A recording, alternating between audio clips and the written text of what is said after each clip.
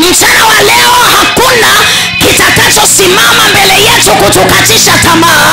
Chochote kinachosimama mbele yetu kutukatisha tamaa, tunakiangusha kwa jina la Yesu Kristo. Tunakiangusha kwa jina la Yesu Kristo. Biblia inaniambia ya kwamba Hana anamgeukia kuhani, anamwambia kuhani, mimi ni mwanamke niliyomimina moyo wangu mbele za Bwana. Mimi ni mwanamke niliyejidhabihu mbele za Bwana. Mimi ni mwanamke niliyenyanyasika. Kuna mahali ninataka nifike. Mwanamke, usiache kuomba mpaka kila umekiomba uhakikishe umepipokea kwenye mikono yako. Kuna mwanamke ananielewa. Usikome kuomba mpaka uhakikishe lile ambalo umeliomba mbele za Mungu umelipokea, ili mradi ni mapenzi ya Mungu. Bwana Yesu asifiwe. Jamani, Samueli alizaliwa au hakuzaliwa? Haleluya. Samueli akazaliwa, mtu ambaye alitembea na Mungu kwa viwango vikubwa, mtu ambaye alikuwa ni mkamilifu mbele za Mungu. Samueli anazaliwa, lakini Samueli hakuzaliwa hivi hivi. Kuna vitu unatamani kuona vimezaliwa. Mwambie jirani yako, kazana kuomba. Mwambie kazana kuomba. Hilo unalitamani lizaliwe mchana wa leo, hebu kazana kuomba. Sifa ya mwanamke nimekwambia ni mwanamke anayekazana kuomba. Bwana Yesu asifiwe. Halafu ukikazana kuomba, ukiwa ni mwanamke muombaji, hata muonekano wako unakuwa vizuri. Jamani, Bwana Yesu asifiwe. Kanisa la Bwana, Bwana asifiwe. Samueli anazaliwa kwa sababu yuko mama. Asante Roho Bwana. Ninapomtafakari mwanamke muombaji, ninamtafakari, wangapi hapa ni wakina mama tuna watoto nyumbani? Mungu atubariki wa mama wazuri. Ninamfananisha mwanamke muombaji na mama anayeenda leba akitarajia kupata mtoto. Bwana asifiwe. Ninamfananisha mwanamke muombaji na mama anayeingia chumba cha kujifungulia, huku ndani yake anachotaka, ukimuuliza yule mama, pamoja na maumivu alionayo. Jamani wa mama, niwaulize, kwa sababu ya maumivu makali huaga hatupokee watoto? Kwa sababu kuna maumivu makali, usaidia wale manesi wanatupiga na vibao. Hebu jikaze huko, unajisikia vibaya, lakini tunasema basi ngoja mtoto afe tumboni. Huwa tunakazana, si ndio? Huwa tunakazana, si ndio?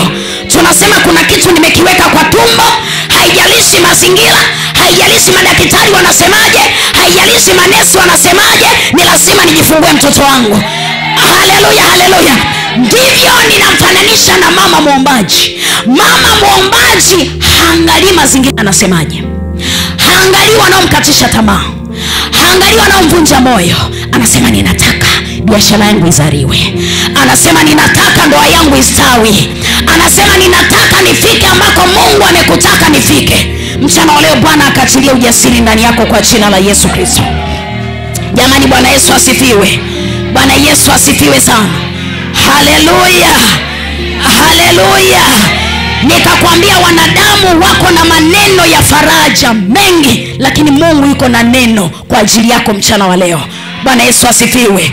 Biblia inasema kwa kadiri Hana alipokuwa anamchokoza Penina, yani kadiri Penina anavyomchokoza Hana, Bwana Yesu asifiwe sana, kwa kadiri ambavyo anazidi kuchokozwa, ndivyo ambavyo Hana maumivu yake yalikuwa yanazidi kuwa makali sana.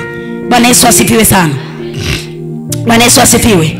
Kwa kadiri Penina anavyokazana kumchokoza Hana, Hana anazidi kupata uchungu ndani ya moyo. Kuna wengine wameinuka kukuchokoza ili ya kwamba ukazane kuomba vizuri. Bwana asifiwe. Kuna wengine wanakuja kwenye maisha yako kama maadui. Pastor amesema hapa, ni pastor ni huyo hapa. Bwana asifiwe. Akasema waliinuka watesi kumchokoza, lakini kwa kadiri wanavyomchokoza ndivyo ambavyo na yeye anakazana sana kusogea mbele za Mungu. Kuna watu wameinuka kwa kadiri wanavyokuchokoza, wameletwa kama daraja. Bwana Yesu asifiwe, ili ufike kule ambako Mungu anataka ufike. Jamani, Bwana asifiwe. Kwa hiyo wakati mwingine ukimwona adui unamshangilia, unasema asante kwa sababu Bwana ameniletea adui, ananiongezea hatua. Bwana asifiwe. Kadiri anavyozidi kukuchokoza ndivyo unavyozidi sana ule uchungu, yale maumivu yanakupa kumsogelea Mungu zaidi. Jamani, Bwana Yesu asifiwe. Kuna wakina mama mnanielewa mchana wa leo? Haleluya.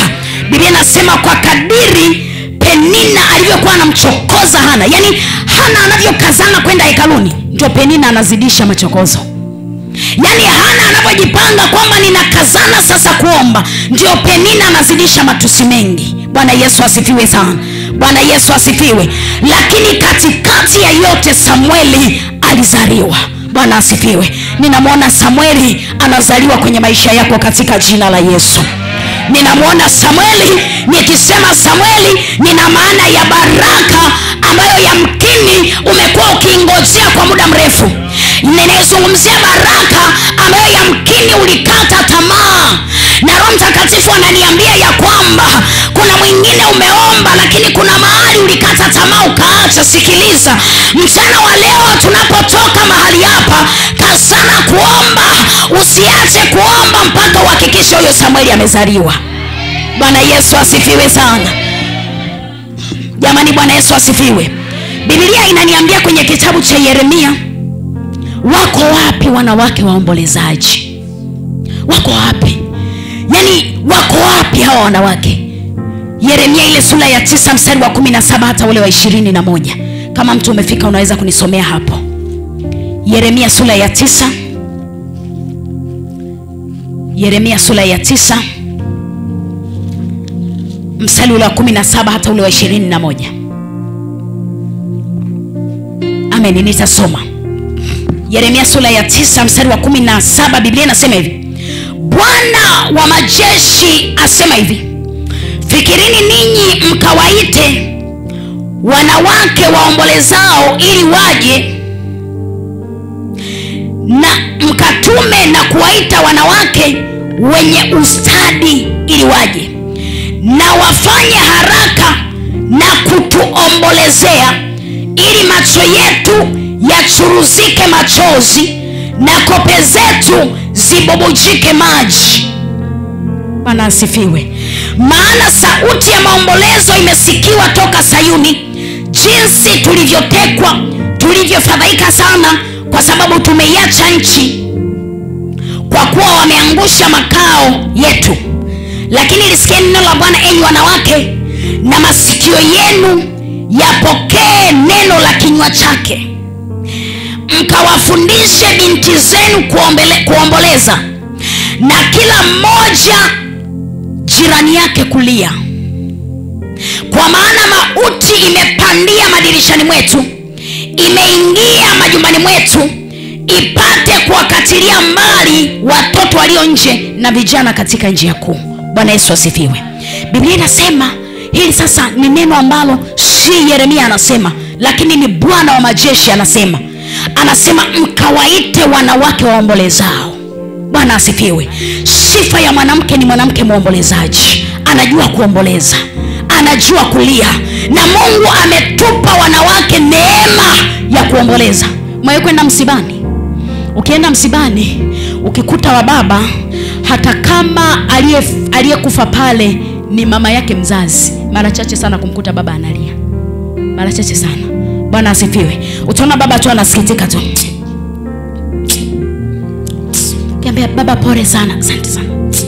Lakini wanawake, saa ingine hata aliyefariki umjui. Yani saa ingine hata ujui, umesikia tu kama kuna msiba, ukifika unaangua kilio mpaka unasema huyu ni mama yake mdogo nini. Kumbe hata wakiuza, dada ni nani amefariki, mimi mwenyewe sijui. Lakini Bwana asifiwe. Bwana asifiwe. Wanawake wanalia mpaka unakuta ametoa na nguo, tunamweka nguo vizuri. Dada, kwani nani amefariki? Mimi mwenyewe bado sijauliza, lakini analia, yeye hajui. Bwana asifiwe. Unajua kwa nini? Kwa sababu wanawake tumepewa kitu kinaitwa kuomboleza. Wanawake tumepewa roho ya kuomboleza. Na nataka nikwambie mwanamke, ukiwa na hii kitu inaitwa roho ya kuomboleza ndani yako mambo makubwa sana yanazaliwa. Na sasa Yeremia hapa kwa Biblia inasema ya kwamba mkawaite wanawake waombolezao ili waje, mkawatume na kuwaita wanawake wenye ustadi ili waje, na wafanye haraka kutuombolezea, na wafanye haraka kutuombolezea ili macho yetu yachuruzike machozi. Sikiliza, sifa ya mwanamke ni mwanamke ambaye anajua kuomboleza kwa habari ya kazi ya Bwana. Anapoiona kazi ya Mungu haisongi mbele, haishikwa na maneno, anakwenda madhabahuni pa Mungu, anaomboleza ili kazi ya Mungu iende mbele, lakini haishi kuomboleza. Biblia inaniambia na aambukize wengine kuomboleza, na ambukize wengine huo upako wa kuomboleza. Tunawatamani wanawake waombolezaji mahali hapa kwa jina la Yesu. Tunatamani wanawake ambao wanaweza kuomboleza kwa ajili ya maisha yao, wanaweza kuomboleza kwa ajili ya ndoa zao, wanaweza kuomboleza kwa ajili ya watoto wao, wanaweza kuambukiza hata wanaume upako wa kuomboleza. Bwana Yesu asifiwe. Pokea upako wa kuomboleza kwa jina la Yesu. Pokea neema ya kuwa mwanamke muombolezaji kwa jina la Yesu Kristo. Mchana wa leo pokea neema ya kuwa mwanamke muombolezaji. Pokea neema ya maombi mchana wa leo kwa jina la Yesu Kristo. Biblia inasema ya kwamba lisikieni neno la Bwana enyi wanawake, mkawafundishe binti zenu kuomboleza. Wewe umeishia kumfundisha binti yako kusonga ugali tu. Umeishia kumfundisha binti yako kuosha vyombo tu, kusugua sufuria ing'ae. Lakini hujakaa na kumfundisha binti yako habari ya kuomboleza. Biblia inaniambia ya kwamba mwanamke huyu ninayemzungumza mchana wa leo ni mwanamke ambaye yeye ni muombolezaji. Yeye sio mwanamke mwenye maneno mengi. Linapokuja jambo haishii kuwa na maneno mengi, lakini anapeleka hoja zake, maombolezo yake mbele za Mungu. Haleluya, haleluya. Jamani, Bwana Yesu asifiwe. Ukienda mahali popote, bahati mbaya sijui ni bahati nzuri, huwa sijui nasema bahati mbaya sio ni nzuri, popote ukienda wanawake ni wengi kuliko wanaume. Hata saizi geuka hivi, unaweza ukahesabu wanaume wachache. Bwana asifiwe. Bwana asifiwe. Alafu wakati nikiwa ninatafakari sana, nikajifunza mahali fulani, sio kwenye Biblia, lakini wanasema wale wataalamu, uchunguzi uliofanyika unasema mwanamke kwa siku anaongea maneno 22,500 kwa siku moja. Mwanamke, yani kwa siku moja anaongea maneno mangapi? 22,500. Mwanaume kwa siku moja anaongea maneno 500. Unaona hiyo tofauti? Yani mwanamke tumepewa kuongea. Bwana asifiwe. Baba anajua. Itokea ameenda kwenye huduma, amekaa wiki 2. Yani nina maneno ya wiki ya kwanza na ya wiki ya pili. Yani na mzigo, na msubiri. Akifika baba, yani naanza sasa siku ya kwanza wakati nimemsindikiza stendi, wakati narudi. Nikitoka na kuja ya siku ya kwanza baka sasa mama subiri kidogo. Koja haleluya. Haleluya. Lakini Mungu akanifundisha kitu. Akasema hawa wanawake, nyinyi wanawake, hayo maneno mengi mlionayo mngeyatumia kupeleka habari njema, kanisa lingestawi sana. Kanisa lingestawi sana. Lakini bahati mbaya tuna kanisa lenye wamama ambao sio wapelekaji wa habari njema. Hivi hata hapa nahubiri, tukitoka utasikia hivi, ulimuona mhubiri? Ulimuona lakini kile kiatu chake kirefu. Mimi sikuona kiatu, niliona amevaa ile ndefu zimeshuka hivi. Ulimuona? Sio kutafakari hata somo tumejifunza. Bwana Yesu asifiwe. Wanawake tunaelewana. Wanawake ukiona changamoto kanisani, sio wa kuibeba ile changamoto na kuipeleka mbele za Mungu, lakini umepata fursa. Tunasema tunakutana kanisani kwenye kwaya. Tukifika kanisani kwenye kwaya, nusu saa dakika 45 kwanza tunazitumia kwanza kujadiliana tu. Hivi unajua mama nani alipopita akaingia na kwenda, mimi mwenyewe nilimwona. Nyinyi wanawake mpone kwa jina la Yesu. Mpone kwa jina la Yesu Kristo wa Nazareti aliye hai. Jamani, Bwana Yesu asifiwe. Biblia inasema ni mizuri kama nini miguu yao wapelekao habari njema. Ni mizuri kama nini? Ni mizuri kama nini? Biblia inasema ana heri huyu mtu ambaye miguu yake inapeleka habari njema. Na Biblia inaniambia ya kwamba wanawake wapelekao habari njema ni jeshi kubwa. Usiishie kujiita mimi ni jeshi kubwa wakati wewe upeleke habari njema. Sijui kwa nini hata nimefika hapo. Kuna jambo hapa. Mpone kwa jina la Yesu. Bwana Yesu asifiwe. Biblia inasema wanawake wapelekao habari njema ni jeshi kubwa. Usijiite mimi ni jeshi kubwa, mimi ni jeshi kubwa, wakati unajua ya kwamba miguu yako huwa haipeleki habari za mema. Miguu yako huwa inapeleka umbea, miguu yako huwa inapeleka masengenyo. Lakini jioni ya leo tunapotoka mahali pa madhabahu, Bwana achilie uponyaji kwa wanawake mahali hapa, ya kwamba tukae ni wanawake ambao tunapeleka habari njema, tunapeleka habari njema, na wanawake wenzetu wakamjue Mungu, na watoto wetu wakamjue Mungu, na wengine wasiomjua Mungu wakamjue Mungu, kwa sababu mwanamke jeshi kubwa huko mahali hapa. Bwana Yesu asifiwe. Hebu tikisa jirani yako, mwambie unajua wewe ni jeshi. Mwambie unajua wewe ni jeshi kubwa. Sasa kuanzia leo tunaweka maagano, tunapelekaga habari njema. Ule umbea acha. Tunapeleka habari njema tu. Shangilia Yesu tena. Haleluya. Ukiona unayemwambia anafanya hivi, anza kumwombea.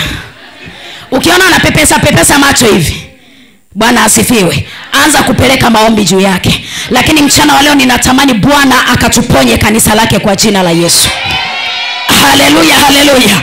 Jamani, Bwana Yesu asifiwe. Biblia inasema wako wapi wanawake waombolezaji? Unajua kwa nini? Mstari wa 21 anasema kwa maana mauti imepandia madirishani mwetu, imeingia majumbani mwetu, ipate kuwakatilia mbali watoto walio nje na vijana katika njia kuu. Mauti imeingia mpaka kanisani. Mauti imeingia mpaka kwenye nyumba zetu, na tunakuwa ni wanawake, tunajiita ni wanawake tuliookoka, lakini mauti imepanda kwenye madirisha yetu. Imefika mahali tuko kwenye majira ambayo dunia imeingia kanisani mzima. Jamani wa mama, Bwana asifiwe. Ni nani anaweza kusema rudisha kwa jina la Yesu Kristo? Jamani, Bwana Yesu asifiwe. Haleluya. Biblia inasema mauti imeingia. Jamani, dunia imeingia mpaka kanisani. Yaani sio kwamba kanisa liwe ni chombo cha kuigeuza dunia ije kanisani, lakini dunia imeligeuza kanisa. Tumeifuata dunia, imeingia kanisani. Na Mungu atusaidie sana. Jamani, Bwana Yesu asifiwe. Nikaenda kanisa moja na baba, sio ni Makambako. Tunafika mahali pa kanisa pale, wakati wa sifa umefika. Ile sifa inachezwa pale, unaweza ukaanza kutamani uongoze sala ya toba wote. Bwana asifiwe. Haleluya. Yaani wadada wamechukua zile kanga wamefunga hapa. Wadada wamechukua zile kanga, viongozi wa praise yao. Halafu wanacheza sasa. Tunajiuliza na baba, tuko kanisani au tuko kwenye show ya nani? Ya Diamond. Dunia imeingia wapi? Na Biblia inamtaka mwanamke, kwa sababu wewe umepewa neema ya kuomboleza. Mwanamke ukiwa unaomboleza, dunia haiwezi kuingia kanisani. Mwanamke ukiwa ni muombaji mchana wa leo, kanisa haliwezi kupata uharibifu, nyumba yako haiwezi kupata uharibifu. Kwa nini? Kwa sababu mama, umekaa kwenye nafasi yako ya maombi. Jamani wanawake, Mungu atupe neema ya kuwa wanawake waombaji. Bwana Yesu asifiwe. Ni fahari kama nini yule baba kule nyumbani akiamka usiku anakukuta haupo kwa kitanda, uko mahali unautafuta uso wa Mungu. Uko mahali umejichimbia unaomba. Uko mahali umejichimbia unasema ninaomba kwa ajili ya kazi ya Mungu, ninaomba kwa ajili ya taifa langu, ninaomba kwa ajili ya watoto wangu, ninaomba kwa ajili ya uchumi wa mume wangu. Sio mwanamke unalala. Yaani aisee, kuna mwanamke anajua kulala. Alafu kuna wanawake analala anakoroma bwana. Mpaka watu wakipita kwa anasema kuna mwanamke huyu kweli au? Mpaka yule baba anauliza huyu ni mwanaume mwenzangu au?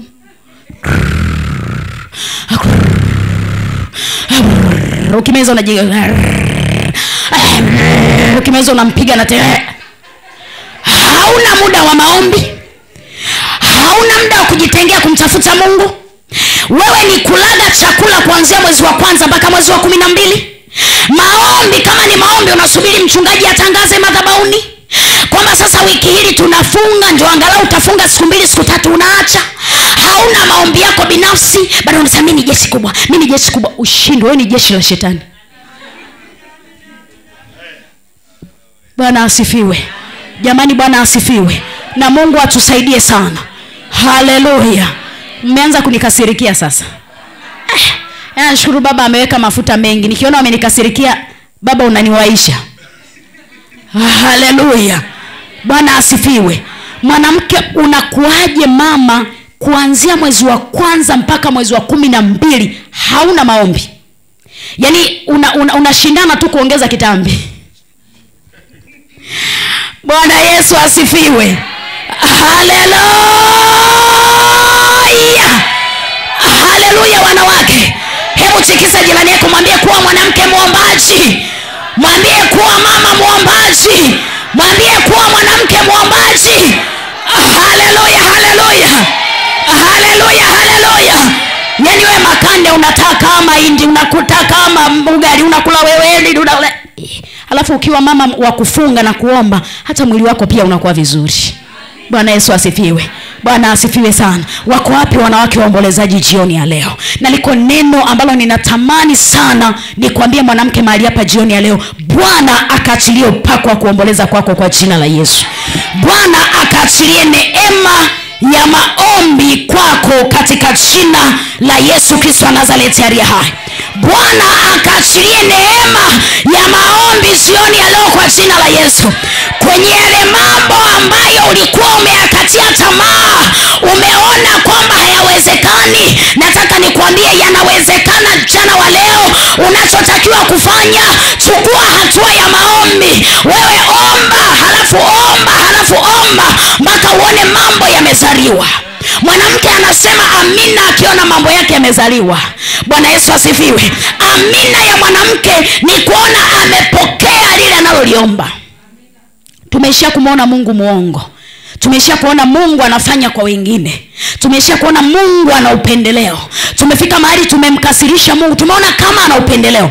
Lakini ukweli si kwamba Mungu ana upendeleo. Mungu anasema imewapasa kuomba siku zote wala wasikate. Imepasa kuomba siku zote wala wasikate.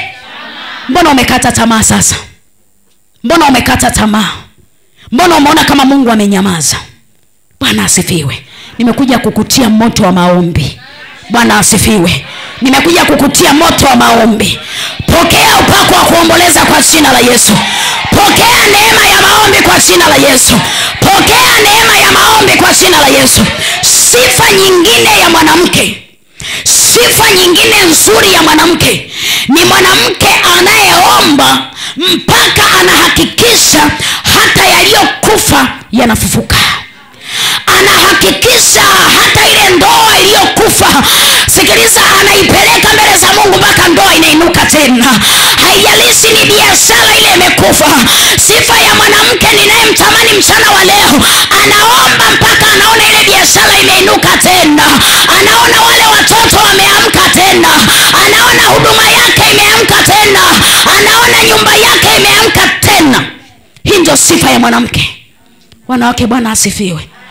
Haleluya. Bwana asifiwe. Nikasema Mungu ameachilia neema juu ya mwanamke kwamba anapoumimina moyo wake vizuri mbele za Mungu lazima majibu yatokee. Sijui kama kunanielewa. Mungu ameiachilia hiyo neema juu yako ya kwamba ukienda mbele za Mungu kwa kumimina moyo wako mbele za Mungu, kwa kujidhabihu mbele za Mungu, kwa kujitoa kwa kamilifu mbele za Mungu, hata vilivyokufa huwa vinainuka. Nimeviona vilivyokufa vimeinuka kwa maombi. Nimeona, sikiliza, sikuhubiri nadharia. Ninakuhubiria kitu ambacho ni mimi pia, hata mimi pia nimeona kimetokea kwenye maisha ya kwangu. Jamani, Bwana Yesu asifiwe. Kuna mtu yamkini uelewe kitu ninazungumza, lakini sikia hili neno. Mungu akiachilia neema ya maombi ndani yako mchana wa leo, hata vilivyokufa, haijalishi ni ndoa, haijalishi ni familia yako, haijalishi ni watoto, imefika mahali hata wengine wakiwaona watoto wako wanawadharau, wanaona watoto wako ni vipi. Haijalishi mwingine unaona ndoa yangu imefika mwisho, ndoa imekuwa ni maumivu, ndoa imekuwa ni changamoto. Sikiliza, ni kweli wewe unaona ndoa imekufa, lakini liko neno la Bwana jioni ya leo ya kwamba hiyo ndoa inaweza kuinuka tena kwa jina la Yesu. Inaweza kuinuka tena kwa jina la Yesu. Mwingine Mungu aliweka vitu vya thamani ndani yako. Ukikaa unakumbuka wakati nilipokuwa nimeokoka, Mungu alikuwa ameweka vitu, na sio kwamba Mungu amevitoa hivyo vitu, lakini kwa sababu hujakaa kwenye mstari wa Mungu, unaona vile vitu havifanyi kazi tena. Lakini mchana wa leo Bwana akaiachilia hiyo neema ya kwamba hivyo vilivyokufa vikainuke tena kwa jina la Yesu Kristo wa Nazareti. Mwingine ulikuwa ni mama, unaomba sana, ukiomba unaomba mpaka unaona hali ya hewa inabadilika, ukiomba unaona mambo yanatokea, yanazaliwa. Mwingine ulikuwa ni mtu ambaye ni muonaji, unaona vitu, wewe macho yako yamefunguliwa, ni mtu unaona, lakini imekata. Sikiliza, tatizo sio la Mungu, tatizo ni la kwako. Mimi na moyo wako. Biblia inaniambia maandalio ya moyo ni ya nani? Maandalio ya moyo ni ya nani? Mchana wa leo Bwana akatende jambo jipya kwenye maisha yako. Vile vilivyokufa vikainuke tena.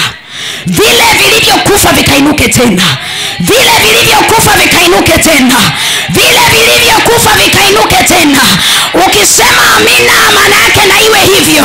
Vile vilivyokufa vikainuke tena. Vile vilivyokufa vikainuke tena kwa jina la Yesu Kristo. Wewe ambaye ulikuwa una maombi lakini maombi yamekata, pokea neema ya maombi. Wewe ulikuwa unaota ndoto lakini hizo ndoto zimekata, pokea hiyo neema. Mwingine ndoa imesumbua, pokea hiyo neema kwa jina la Yesu Kristo. Ukisema amina, maana yake na iwe. Usimwangalie wa kushoto na wa kulia ambaye amekuja kushangaa. Wamesema wamekuja wahubiri kutoka mjini, ngoja nikawaone wakoje. Sio ni weupe, sio ni weusi. Usiangalie huyo. Bwana Yesu asifiwe. Na nataka nikwambie Mungu huwa anazungumza na mtu. Mungu huwa anazungumza na mtu. Mungu huwa azungumzi kwa makundi. Bwana asifiwe. Mungu huwa anagusa, na ndio maana siku ya kuokoka uliokoka wewe. Mungu huwa anaangaliaga mtu, haangaliagi kundi. Na ndio maana hapa unaweza kuona wako ambao watatoka wakiwa wamevipokea vitu vyao, lakini wako ambao watatoka kapa. Kwa nini? Kwa sababu Mungu anaangalia mtu na utayari wake. Bwana asifiwe. Ninakwambia habari ya maombi kwa sababu Mungu ameniambia nije nikwambie vitu vya msingi sana kwa hizi siku 3. Na ili uvipate hivi vitu vya msingi sana, ni lazima moyo wako uwe vizuri. Ni lazima kama ulikuwa huombi uanze kuomba.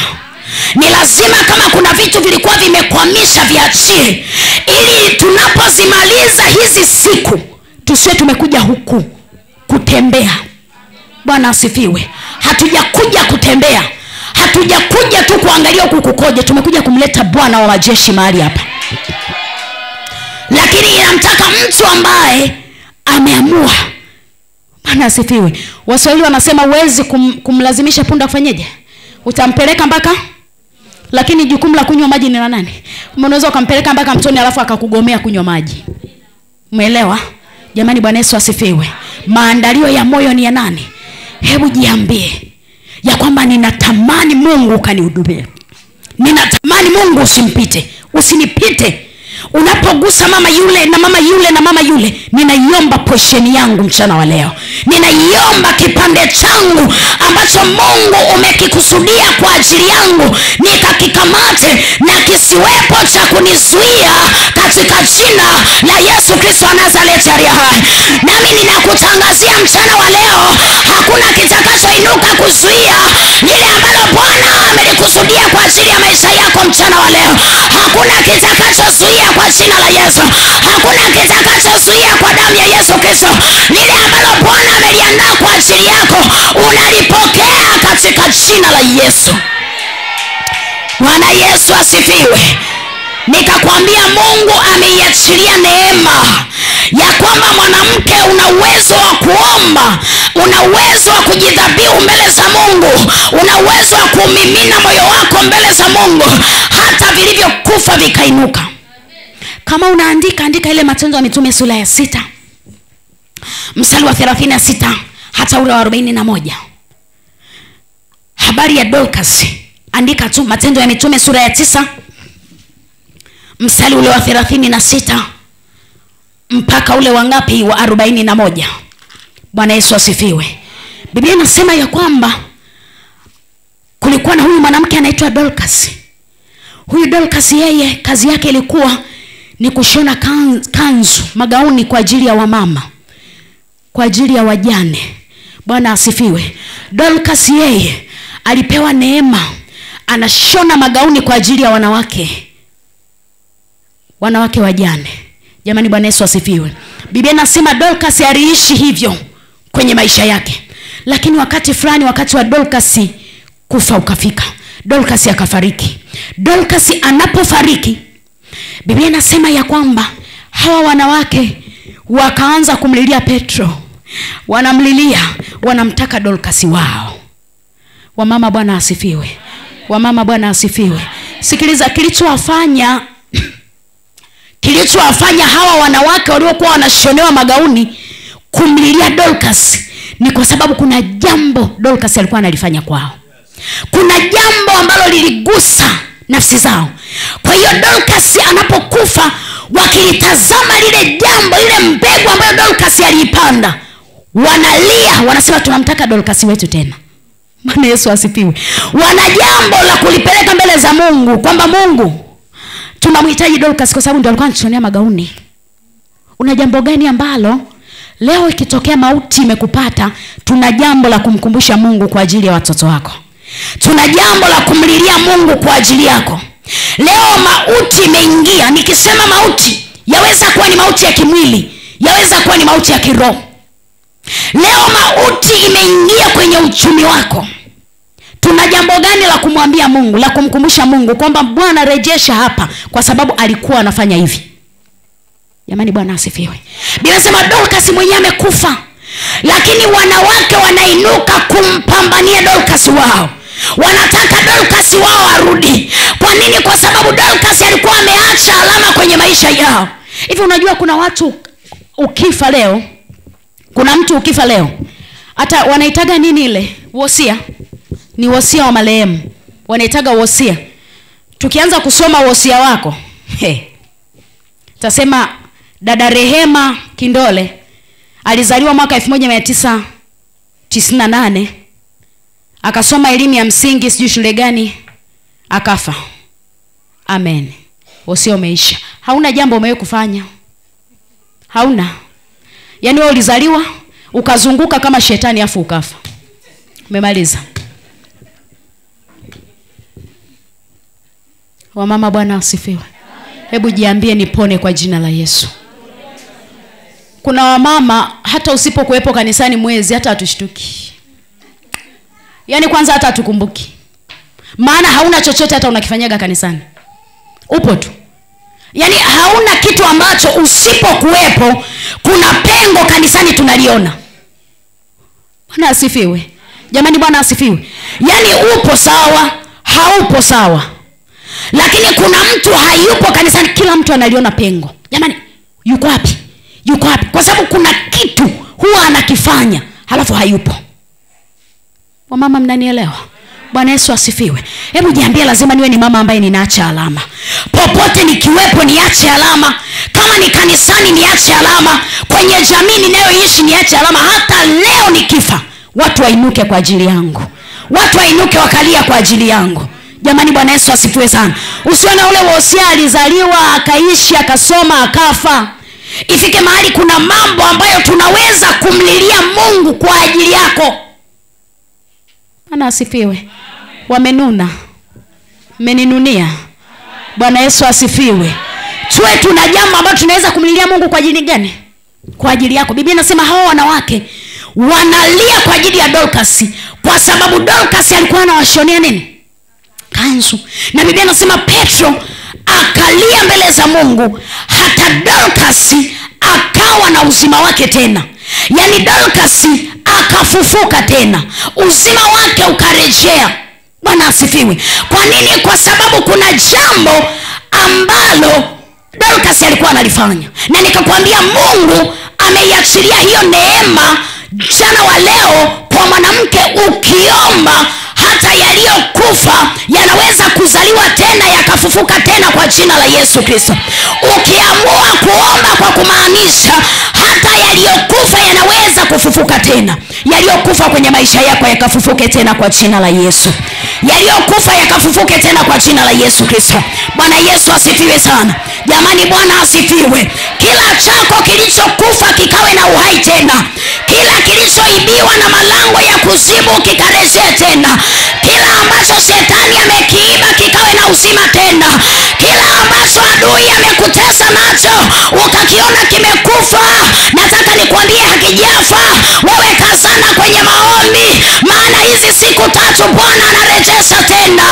Bwana anakuinua tena kwa jina la Yesu Kristo. Wako wapi wanawake wananielewa mchana wa leo? Wanasema ya kwamba yaliyokufa yanafufuka tena. Yaliyokufa yanafufuka tena. Bwana asifiwe tena. Bwana asifiwe sana. Na hafu vikifufuka tena vitakuwa na utukufu maradufu kuliko vile vya nyuma. Bwana asifiwe. Biblia inaniambia yule Ayubu, watoto aliokuja kuwapata wale watoto wa mara ya pili, baada ya watoto wake kufa na mali zake kuondoka na kila kitu chake kuibwa, Biblia inasema Ayubu alipata watoto walikuwa wazuri kuliko wale watoto. Sikiliza, utakachokipokea kikawe ni kizuri maradufu ya kile ulichopoteza, katika jina la Yesu Kristo wa Nazareti aliye hai. Kama unasema napokea, sema amina. Kama unasema napokea, sema amina. Kama unasema na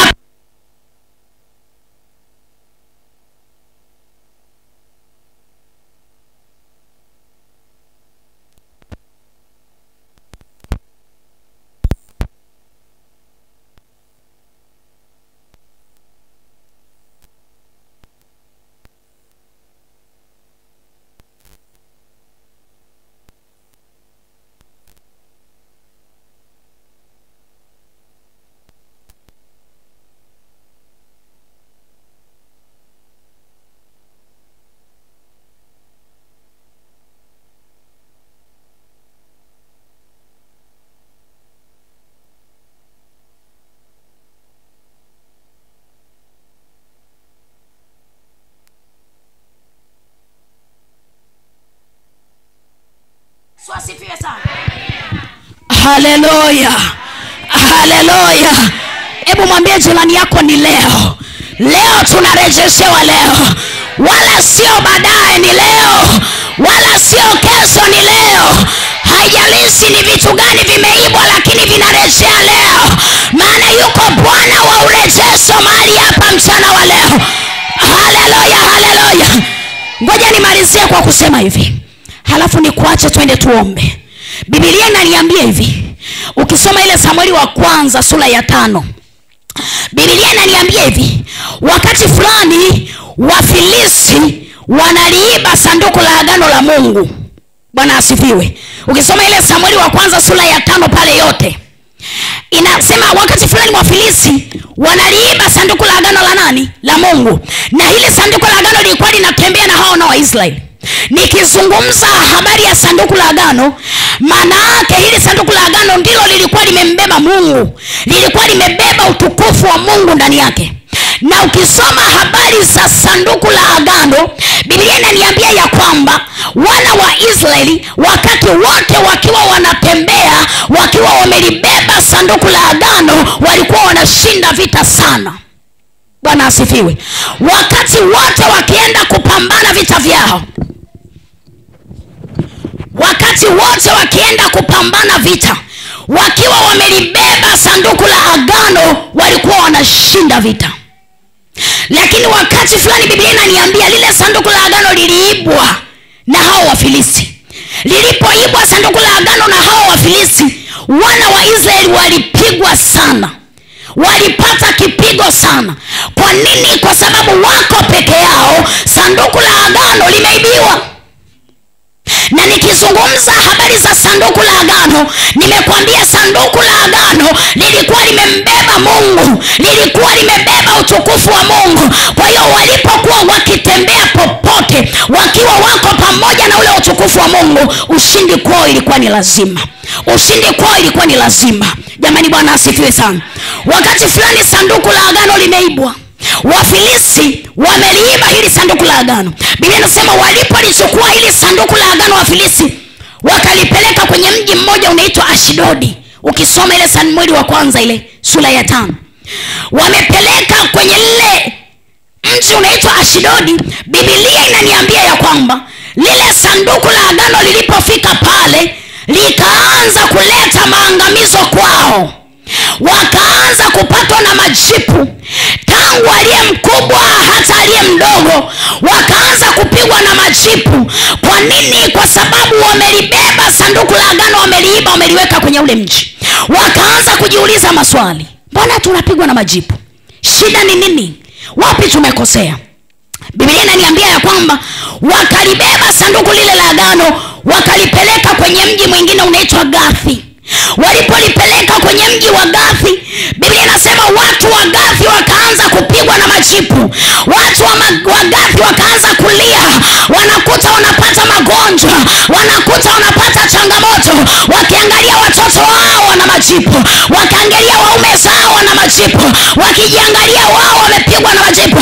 Wakasema hili sanduku la agano hatulitaki. Biblia inasema ya kwamba sanduku la agano likabebwa wakalipeleka kwenye mji unaitwa Ekroni. Unanielewa? Sanduku la agano lilipofika kwenye mji wa Ekroni, watu wa Ekroni wakashtuka, wakasema hatulitaki. Bwana asifiwe. Wakaona maangamizo yaliyotokea Ashdodi, wakaangalia maangamizo yaliyotokea Gathi. Sanduku la agano lilipofika Ekroni, watu wa Ekroni wakaligomea. Bwana asifiwe sana. Jamani, Bwana asifiwe sana. Sanduku la agano wanapoliiba, sanduku la agano la watoto wa Mungu, na nimekwambia kwamba sanduku la agano hili lilikuwa limeubeba utukufu wa Mungu. Ninapozungumza habari ya utukufu wa Mungu, ni udhihirisho wa nguvu za Mungu mahali ambapo watoto wa Mungu wapo. Ni udhihirisho wa zile nguvu za Mungu. Kwa hiyo lile sanduku la agano lilikuwa limeubeba huu utukufu wa Mungu. Na ukiwa umelibeba sanduku la agano, yani unatembea ukiwa na huu utukufu wa Mungu, hakuna vita inainuka ikakushinda. Na majira haya hatutembei tena na lile sanduku la agano kama kwenye agano la kale. Hatutembei tena na lile sanduku, lakini tunatembea na sanduku la agano linaitwa Yesu Kristo Mnazareti aliye hai. Na hili sanduku la agano hatutembei nalo kwenye sanduku, tunatembea nalo ndani ya moyo wetu. Kwa hiyo mahali popote niko na hili sanduku la agano linaitwa Yesu Kristo Mnazareti. Yani maana yake, nikiwa nimelala chumbani kwangu, Yesu yuko pamoja na mimi. Nikiwa niko sebuleni ninakula chakula, Yesu yuko pamoja na mimi. Nikiwa safarini ninasafiri, Yesu yuko pamoja na mimi. Nikiwa popote, nikiwa bafuni ninaoga, Yesu yupo. Maana yuko hapa. Bwana asifiwe. Jamani, Bwana asifiwe. Bwana asifiwe. Biblia inasema ya kwamba Wafilisti walipoliiba sanduku la agano la Mungu, walipoliiba sanduku la agano la watoto wa Mungu, wakaliiba wakalipeleka kwao, walipata maangamizo makubwa. Nataka nizungumze na wewe mwanamke unanisikiliza mchana wa leo. Yamkini kuna vitu vyako kwenye ulimwengu wa roho vimeibwa. Wameiba vitu vyako, wamevipeleka kwao. Sikiliza mchana wa leo, tunapeleka maangamizo kwao kwa jina la Yesu Kristo. Walivyoviiba vya kwetu, vikawaangamize kwao kwa jina la Yesu Kristo. Vikalete maangamizo kwao kwa jina la Yesu. Hebu sema kwa jina la Yesu. Sema kwa jina la Yesu. Sema kwa jina la Yesu. Mchana wa leo, chochote cha kwangu kilichoibiwa kikalete maangamizo kwao kwa jina la Yesu Kristo. Chochote kilichoibwa kwenye maisha yangu, ninapeleka maangamizo kwao, kikawaangamize wao kwa jina la Yesu. Kikawaangamize wao kwa jina la Yesu. Ninapeleka moto, moto wa Roho Mtakatifu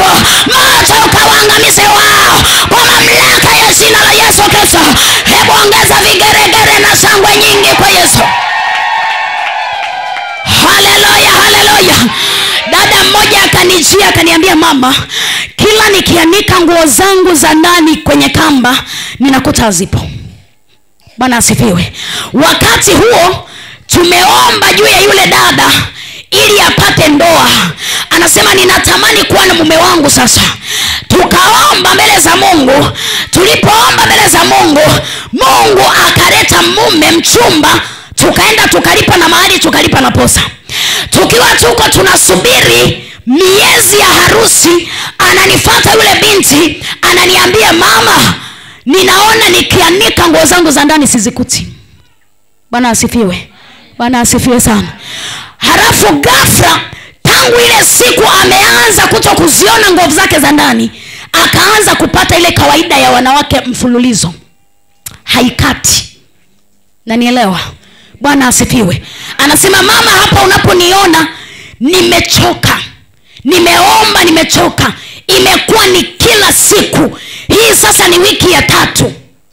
Kwa hiyo nimechoka hii hali. Bwana Yesu asifiwe. Nikamwambia, sikiliza nikwambie, vitu vya watoto wa Mungu huwa haviibiwi. Vitu vya watoto wa Mungu huwa haviibiwi. Sikiliza nikwambie, hujaamua kuomba mwanamke, lakini vitu vyetu sisi huwa haviibwi kizembe. Kwa nini? Kwa sababu Bwana ameiachilia neema kwenye maisha yetu. Tunapoomba, vile vilivyoiba vinageuka, vinakuwa moto kwao, na hata vilivyoibwa kwako vikawe moto kwao kwa jina la Yesu. Vilivyoibwa kwako vikawe moto kwao kwa jina la Yesu. Yani vikawahangaishe, yani vikawatese mpaka wavirejeshe kwa jina la Yesu Kristo. Umepewa mamlaka. Umepewa mamlaka. Mamlaka unayo. Usifananie na wale ambao walipanda na Yesu kwenye boti, alafu wanaye Yesu ndani ya boti, alafu boti ina yumba, alafu Yesu anaye lakini Yesu kalala. Bwana asifiwe. Usifananie na wale ambao walimpakia Yesu anaye lakini Yesu amelala. Wamemwacha Yesu amelala mpaka chombo kinapata dhoruba. Yesu sio kwamba yupo, Yesu yupo, amelala. Lakini ninaipenda neema yao, wakakumbuka kwamba hivi Yesu yupo. Wakaenda wakamwamsha, wakaambia, bwana mkubwa, hauoni kwamba tunaangamia? Bwana asifiwe. Usiwe ni wewe ambaye Yesu naye lakini umemwacha alale. Na ndio maana viko vimeibwa kwenye maisha yako. Lakini mchana wa leo iko neema ya Mungu juu yako tena, ya kwamba haijarishi ni nini kimeibwa, haijarishi ni kipi kimechukuliwa, tunapeleka moto na radi kwa jina la Yesu Kristo. Vinarejea kwako kwa mamlaka ya jina la Yesu Kristo. Haleluya, haleluya. Huyo binti nikamwambia, tunaomba, sikiliza, wameona umepata mchumba, sasa wameleta kingine. Nataka nikwambie, ndoa iko pale pale.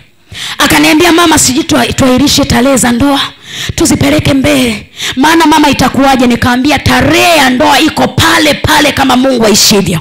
Chochote chako kilichoibwa kinarejea.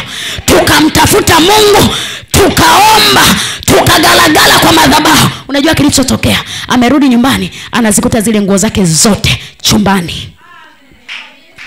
Na ndio ikawa mwisho wa msiba wake. Na ikawa, sikiliza, mchana wa leo ni mwisho wa msiba kwa jina la Yesu Kristo. Mchana wa leo ni mwisho wa hicho kilio kwa jina la Yesu.